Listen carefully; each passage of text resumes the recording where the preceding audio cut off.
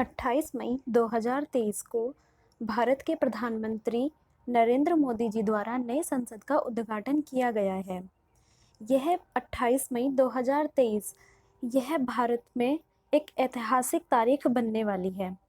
तो आइए जानते हैं कि नई संसद और पुरानी संसद इन दोनों के तथ्यों के बारे में, और नई संसद पुरानी संसद इन दोनों में क्या अंतर है, क्या ज़रूरत पड़ी थी कि पुरानी संसद को छोड़ नई संसद की आवश्यकता पड़ी थी।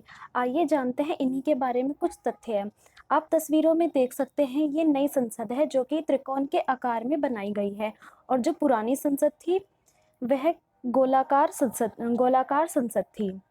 पुरानी संसद 1921 में शिलान्यास रखा गया था और बनकर ये 6 वर्षों बाद तैयार हुई थी, यानी 1927 में यह बनकर तैयार हुई थी। जो नई संसद है उसका शिलान्यास रखा गया था 2020 में, जो 2023 में बनकर तैयार हुई थी, और इसका 28 मई 2023 को इसका उद्घाटन किया गया था। आइए जानते हैं इन दोनों संसदों के तथ्यों के बारे में। भारत में जो कानून बनाने की संस्था है वह संसद की है। नए संसद भवन का शुभारंभ 28 मई 2023 आज ही के दिन वीर सावरकर जी की जयंती पर किया जा रहा है। नए संसद भवन का शिलान्यास 10 दिसंबर 2020 को किया गया था। यह नया संसद भवन 4 मंजिला है, जिसमें 1224 सांसदों के बैठने की व्यवस्था की गई है। आइए जानते हैं कि इस नए संसद भवन में क्या खास बात है। यह पुराने संसद भवन से क्यों इतना खास बना हुआ है, इसकी आवश्यकता क्या आन पड़ी थी कि पुराने संसद भवन को छोड़ नए संसद भवन की ओर रुख किया गया, और क्या अब नए संसद भवन बनने के बाद पुराने संसद भवन को खंडित कर दिया जाएगा। आइए जानते हैं इन तथ्यों के बारे में। शुरू करते हैं। क्या खास है इस नए संसद भवन में? नया संसद भवन आधुनिक तकनीकों से लैस है। नए संसद भवन में लोकसभा के 888 तथा राज्यसभा के 384 सांसदों के बैठने की व्यवस्था की गई है। नए संसद भवन में संयुक्त बैठक में 1272 सदस्य एक साथ बैठ सकेंगे। प्रधानमंत्री नरेंद्र मोदी जी ने आज 28 मई को संसद के नए भवन का उद्घाटन किया गया है। भवन में सभी सांसदों को अलग अलग दफ्तर प्राप्त होंगे, जिसमें आधुनिक डिजिटल सुविधाएं प्राप्त होंगी। एक भव्य संविधान हॉल होगा जिसमें भारत की लोकतांत्रिक विरासत को दर्शाया जाएगा, तथा सांसदों के बैठने के लिए एक बड़ा हॉल होगा। लाइब्रेरी, भोजन कक्ष, पार्किंग की सुविधा, इन सभी सुविधाओं से लैस ये नए संसद है। ऐसा नहीं है कि पुराने संसद में कुछ ऐसी कोई खास बात नहीं थी।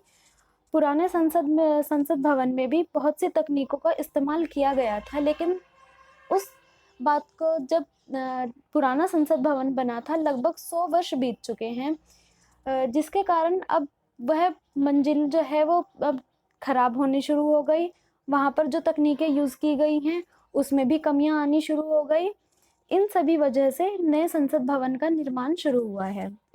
निर्माण खत्म हो चुका और इसमें उद्घाटन आज 28 तारीख को इसका कर दिया गया है। नया संसद भवन में सेंट्रल विस्टा प्रोजेक्ट का हिस्सा है। इस प्रोजेक्ट को खाका गुजरात स्थित एक आर्किटेक्चर फर्म HCP डिजाइन्स ने तैयार किया गया है। इस संसद भवन का निर्माण करने वाली कंपनी टाटा स्टील है।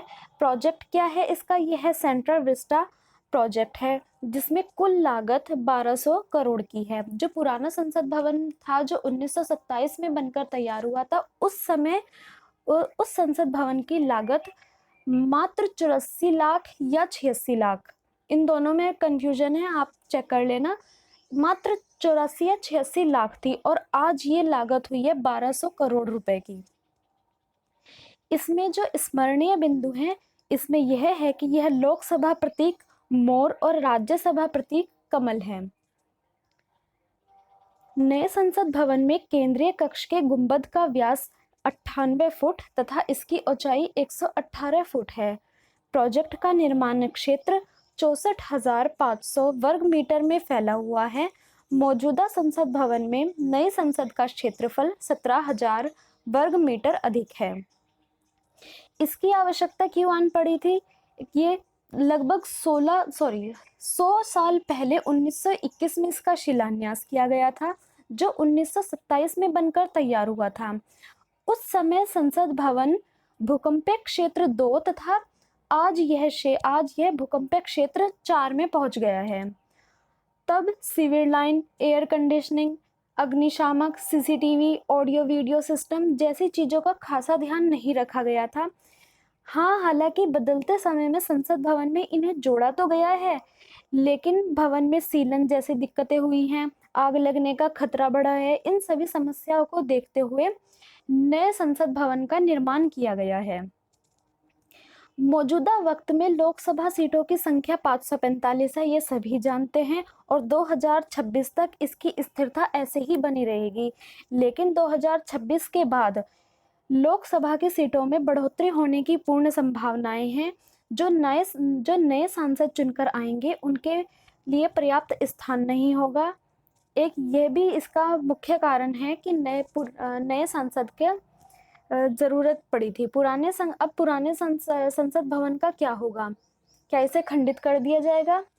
तो अधिकारियों के अनुसार मौजूदा संसद भवन इस्तेमाल संसदीय आयोजनों के लिए किया जाएगा। जो संसद के आयोजन किए जाते हैं वो अभी भी इसकी मरम्मत कराई जाएगी, और अभी भी जो किए जाएंगे आयोजन वो पुराने संसद भवन में ही किए जाएंगे।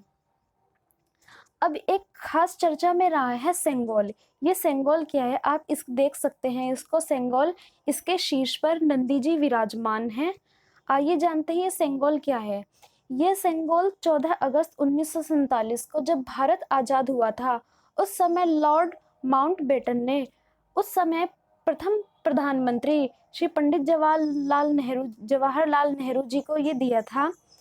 इन्होंने ये कहाँ से मंगवाया गया था? तमिलनाडु से मंगवाया गया था, जिसे पंडित जवाहरलाल नेहरू जी ने लॉर्ड माउंटबेटन से स्वीकार किया था।